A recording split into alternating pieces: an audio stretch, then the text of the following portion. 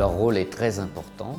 Ils commencent déjà à la première étape, c'est-à-dire dans le choix des indicateurs lui-même. Ce choix nous oblige à disséquer notre métier, à comprendre un peu mieux ce que l'on fait. Et rien que le fait de pouvoir déterminer ces indicateurs nous pousse à une réflexion très profitable pour la société. Après, ces indicateurs, une fois choisis, deviennent un outil de mesure très intéressant sur la performance et l'efficacité des services que nous rendons à nos clients. Ensuite, l'ensemble de ces outils de mesure constitue un tableau de bord qui est nécessaire au pilotage de l'entreprise. Après, ces indicateurs peuvent aussi servir la stratégie générale de l'entreprise, puisqu'ils servent également à mesurer la mise en place de cette stratégie.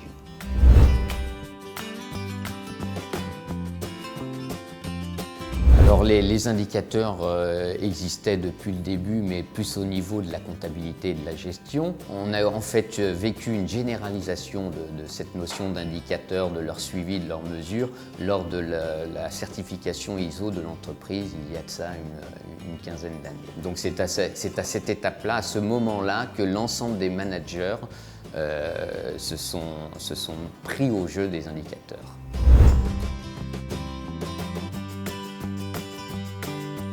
Au départ, ils étaient très axés sur la qualité du service rendu, ce qui posait déjà d'ailleurs un problème puisque les managers bataillaient pour donner un service de grande qualité et parfois la surqualité coûte cher.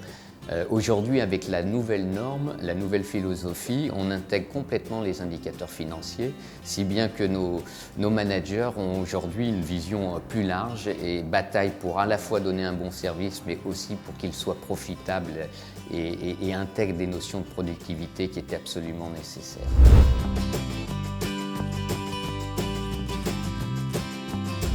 Alors, certains indicateurs constituent effectivement une mesure de notre positionnement par rapport à la concurrence. On sait à peu près ce que cherche le client en termes de délai de livraison, par exemple, et la mesure du délai de livraison nous situe par rapport à ce que souhaite le client d'une part et ce que réalise le marché d'autre part. On a également des indicateurs de taux de succès sur les offres que nous avons émises, les offres de prix, et donc le taux de succès qu'on obtient nous situe à peu près au niveau concurrentiel sur les prix.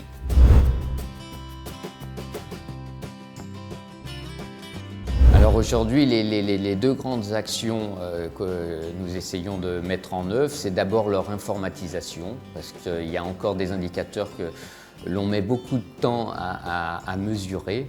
Et on voudrait donc que tous les indicateurs soient informatisés pour qu'ils nous soient restitués de façon automatique et qu'on passe beaucoup plus de temps à les analyser. Donc ça, c'est le grand projet au niveau de Timar Maroc, essayer d'informatiser l'ensemble des indicateurs pour pouvoir permettre même d'en ajouter un certain nombre d'autres.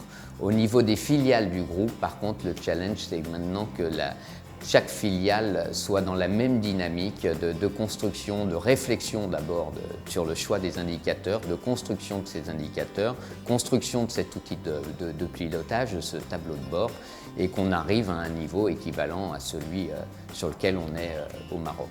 Parce qu'aujourd'hui, Timar, ça n'est plus seulement le Maroc, mais l'ensemble de ses filiales. Et la restitution de l'information qu'on fait aujourd'hui, tant institutionnelle qu'au niveau des conseils d'administration, c'est une information de l'ensemble de toutes les agences et filiales du groupe.